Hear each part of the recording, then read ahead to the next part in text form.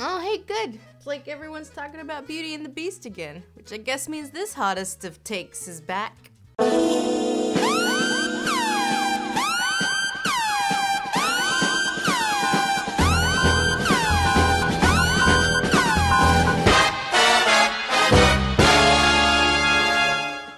Wow, and you're like about the 26 millionth person to make this hot take? Yeah, I read that cracked article from 5 years ago too. Okay, disclosure of bias, if you will. If you put me into a room with a gun to my head, I would say that yes, this movie is probably in my top 2.5 favorite Disney movies.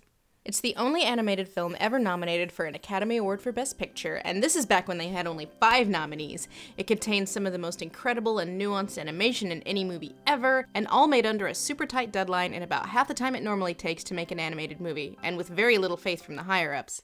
The original Beauty and the Beast reputation has taken a slight turn in recent years as the target for lazy internet jokes. And as someone who makes their living making lazy internet jokes, even I'm kind of tired of this whole, like, hey look, I'm smarter than a 90s Disney movie trend. Like, wow, she falls in love with him despite him being a jerk to her and imprisoning her. Like, yeah?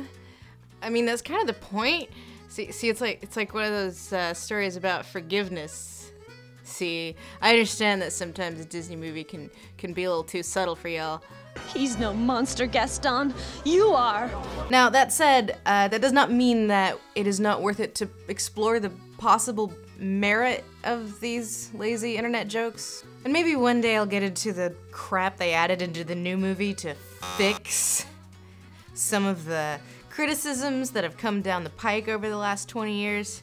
No, but in the meantime, we're here to ask the question, does Belle have Stockholm Syndrome? No. Thank you for watching. Like, share, and subscribe to my channel. Thank you, of course, to all my lovely patrons. I couldn't do this without you. Oh, you want me to, like, actually talk about the thing? Okay, well, you know what? First, let's figure out what Stockholm Syndrome even is.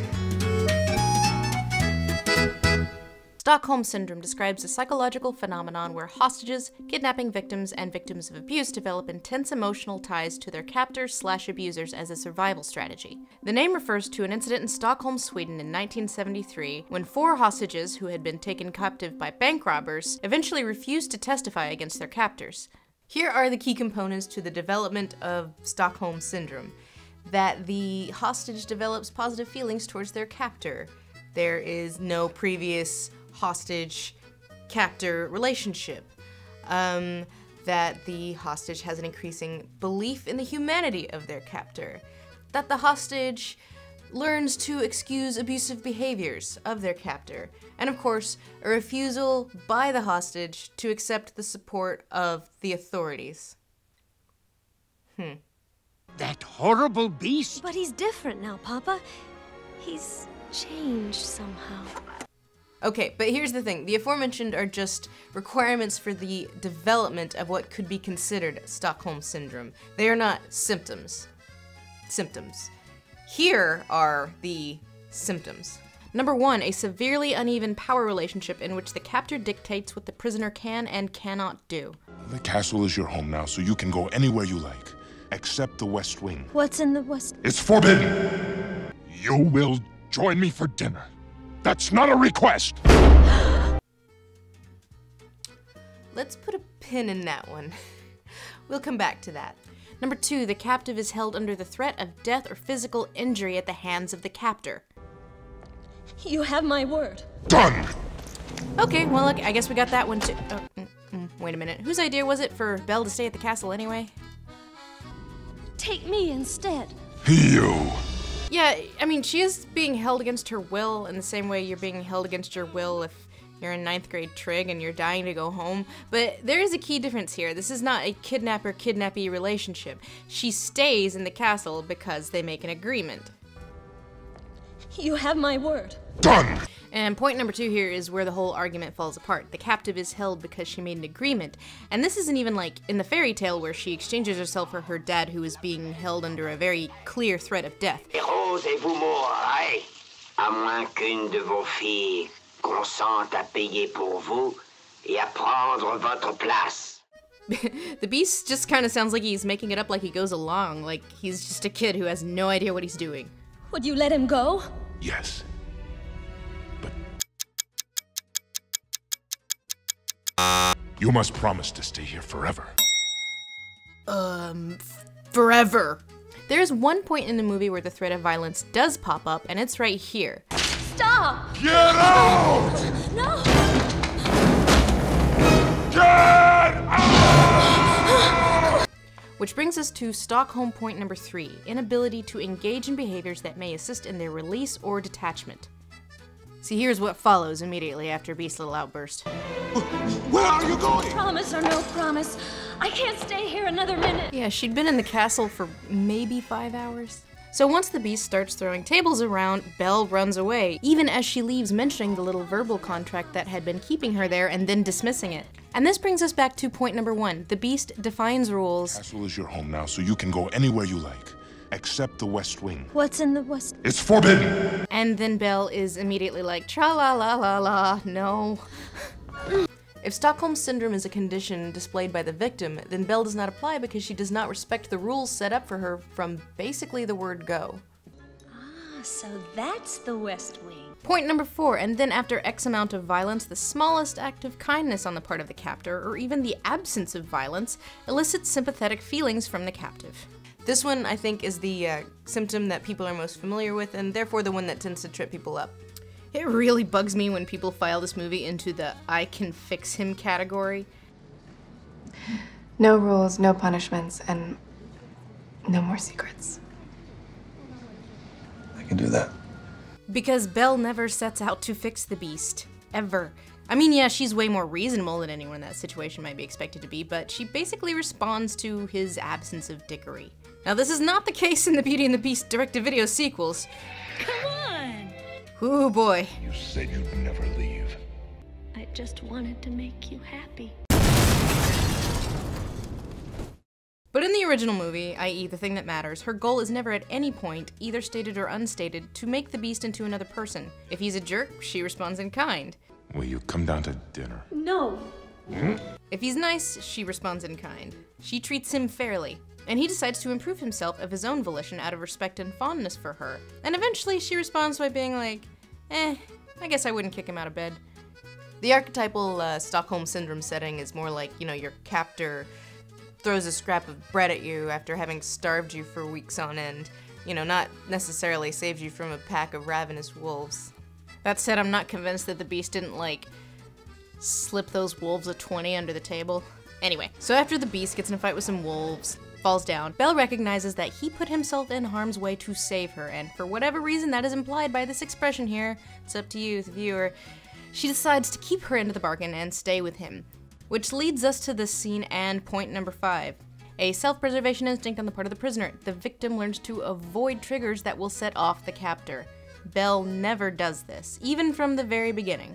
That hurts! If you'd hold still, it wouldn't hurt as much. Well, if you hadn't have run away, this wouldn't have happened. If you hadn't frightened me, I wouldn't have run away. And that's part of what makes this scene so great. She doesn't put up with his shit, but she does give credit where credit is due. And that leaves the door open for him to stop being such a dickhead. By the way, thank you for saving my life. Point number 6, negative feelings by the victim toward family, friends, or authorities trying to rescue or support the victim. If only I could see my father again, just for a moment. I miss him so much. Nope. Papa! No. He's sick. He may be dying, and he's all alone. At this point in the film, the Beast is caught between keeping Belle here and possibly saving his own humanity, or letting her go and putting her needs before his. And the second he says she could peace out to go help her dad, she's like, okay, bye! Thank you for understanding how much he needs me. That feeling where you think you got this chick to like you, but then it turns out you're a literal fucking monster holding her as a hostage. And if it weren't for the mob of angry villagers, we don't have any indication as to whether or not Belle would have ever come back. I mean, she might have, you know, to return this dish she stole, but, you know. But the most important facet that people miss about Stockholm Syndrome is that it is not a diagnosable mental disorder. It is not on the DSM. Stockholm Syndrome is considered a contested illness, as a large portion of the psychiatric and law enforcement community do not think it is a thing. So honestly, this entire conversation is almost rendered moot because Stockholm Syndrome kind of belongs more in the category of debunked pseudoscience than actual studyable psychological conditions, or at the very least, it's in the category of more research needed. Making Beauty and the Beast about Stockholm Syndrome is kind of missing the forest for the trees. You know, if you basically only had a passing pop culture knowledge of either forest or trees.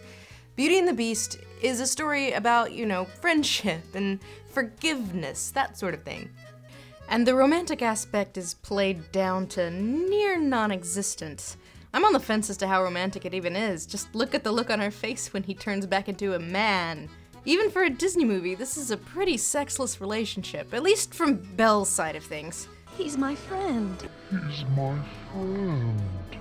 I mean, I do enjoy Beast's "hey look, girl, I did it" face. Aww.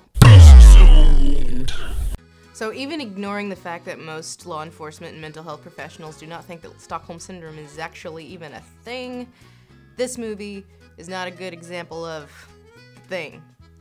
Does not mean that this term does not necessarily apply, just means that this term is not a good one. Stop using it. But while we're here, Beauty and the Beast is the story of a young girl who wants Adventure in the great white somewhere. but then learns that getting married to a rich guy who held you prisoner for a while is pretty good. Actually, no, let's reframe that. Beauty and the Beast is the story of two men who view the same woman as a shiny object to be controlled, and where one of them learns to see her humanity, the other one falls to his death. Well, that's a more, I guess, let's say it's a more optimistic way of framing it, because the story, regardless of how it's set up, it's not really Belle's story. It's the Beast's. He's the one who learns, he's the one who changes, he's the one with a character arc. And it's much stronger if you look at it that way, because Belle's arc is, well, I guess she does learn to wear other dresses. Compare the Disney movie to the original fairy tale, where the arc is all beauties. The Beast, we are told, already has a heart of gold, and we're gonna ignore the whole dad rose thing. Beauty just needs to see that he has a good heart, so the arc is hers all along, and learning to see beauty in something that is superficially ugly. In the original fairy tale, the arc is Beauty's, where in the Disney movie, it all belongs to the Beast. This is a trend we see in a lot of Renaissance Disney. The heroine states a want, be it, you know, legs, or adventure in the great wide somewhere, or a love marriage, or not to be in the service of Satan anymore, but the solution at the end always kind of winds up being guys. In screenwriting terms, the question is, whose story is it? And in a character-driven film, like most Disney movies, for example, the story is built around the character arc, or the want versus need, and for more about want versus need, check out the Hercules video. It's pretty good. In all of the Renaissance Disney movies, what the protagonist wanted was, you know, their teenage whatever dreams. I want so much more than they've got planned. Sometimes you feel so You're just trapped. love to explore that shore up above. What they needed was to find love and get married, as long as it's not an arranged marriage.